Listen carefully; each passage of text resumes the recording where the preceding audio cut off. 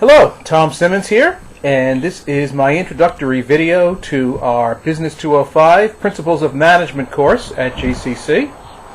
And we're going to be using the rest of this semester to explore in depth many topics dealing with the topic of management. There's an old cliche that the first year that someone becomes a manager, they are kind of obsessed with the idea of the tasks they have to do. I'm a new manager, I'm excited, I want to show that I can do this right, and I start making mental lists in my sleep about all the things I want to do and want to accomplish. But by the second year of being in that management position, rather than saying to yourself, here's what I want to do, you end up saying to yourself, thank God I have so many other people around me who are doing these tasks. Because you realize just how incredibly time-consuming and complicated the management task is. And very often, someone who's very good at their position at work, who knows a task very well, or who is efficient, or who is friendly with customers, is suddenly thrust in the position of being a manager and managing many different aspects of a business. And just because someone is good at a task or a process or even with customers does not mean they're necessarily good at the big management picture. And that's why we'll be looking at this particular topic of management. In my own experience, even as a new teacher in the classroom, management principles came into play as I learned to manage my own time and my own schedule and manage the expectations of students and classes. And having 30 students all with their own expectations and their own ideas of what you should be doing or should not be doing and how we were going to approach a course together. When I became the co-chair of the business department, an entire new set of skills was necessary and demands put on my own ability to manage, as I was dealing with the deans and management above me, as well as the other full-time instructors within the department, as well as adjunct instructors, as well as students. And sometimes they had needs or concerns that were at conflict with each other. Then in 2012, I was elected the president of the union that represents the teachers and the professional staff here at GCC, and that just added an entire new layer of management. You might expect that there would be some conflict or some differences in opinion and perspectives between the teachers or the staff and management itself, but there are also differences of opinion between members of the union itself and members of my own executive board, and in fact differences between our union and members of the same union at a different college. And being able to understand and manage conflicts between people, to be able to manage time, to be able to put together work plans and then be incredibly flexible as events would happen that would upset those work plans, to be able to lead people, to be able to encourage people and motivate them, but also to be able to say no, to know when we've discussed an issue enough and need to come to a decision, and also knowing when we haven't discussed an issue enough. All of these are aspects of management. Time management, communication management, people leading, being able to see the big picture. And all of these skills are invaluable, and they're not necessarily intuitive, and you don't necessarily have them simply because you were good at your previous position within your company. So I have found that the management course that I took many years ago in college has served me very well, and listening and learning under my own managers has also served me very well, as I've learned to handle people's expectations of me and my own expectations of myself.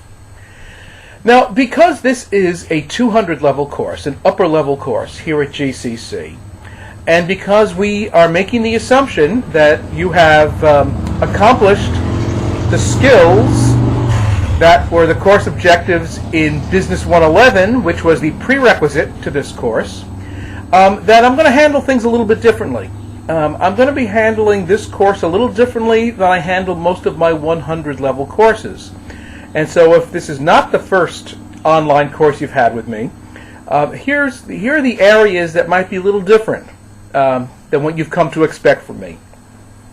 First, I will not be producing a video like this with every lesson. In many of my 100 level courses, I have a video that goes with every single lesson that explains or elucidates the various principles that we're looking to understand that week. I can't do that with this course, and I shouldn't have to do that with this course. You will have a text, and you will have to be doing a lot of self-examination and self-study and putting yourself on your own timeline in order to get the work done. I will have videos. There'll be videos provided by the publisher of actual case studies of management issues within business that I'll be referring to you, but I cannot be in the place of doing a video for you each week. There's going to be a lot less hand-holding than in my previous courses. Secondly, there's going to be a lot more self-assessment in this course than in other courses that I teach.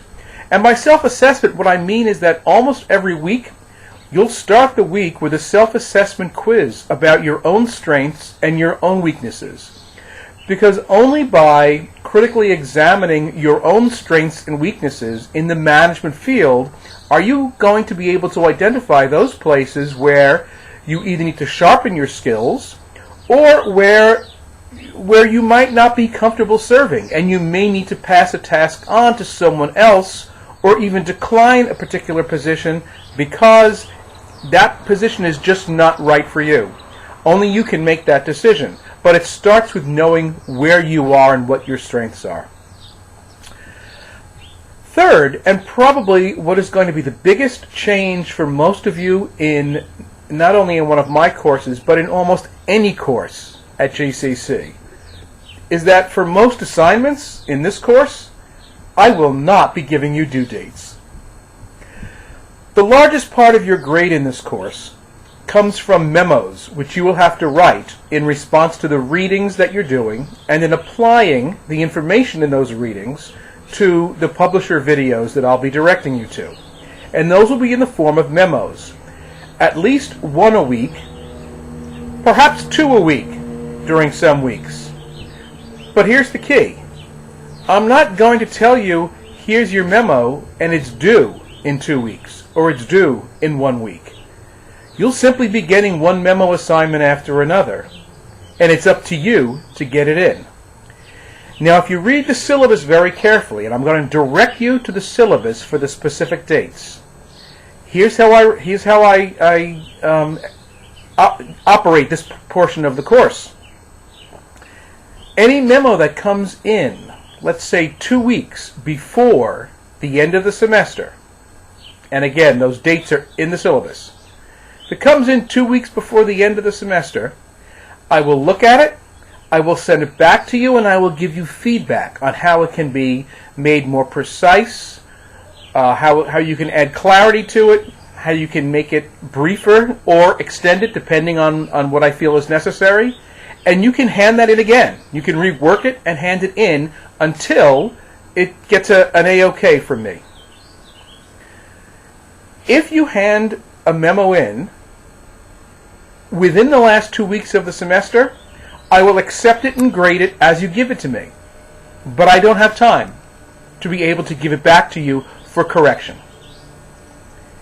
As for the end of the semester, memos that come in after the final day of the semester will not be accepted.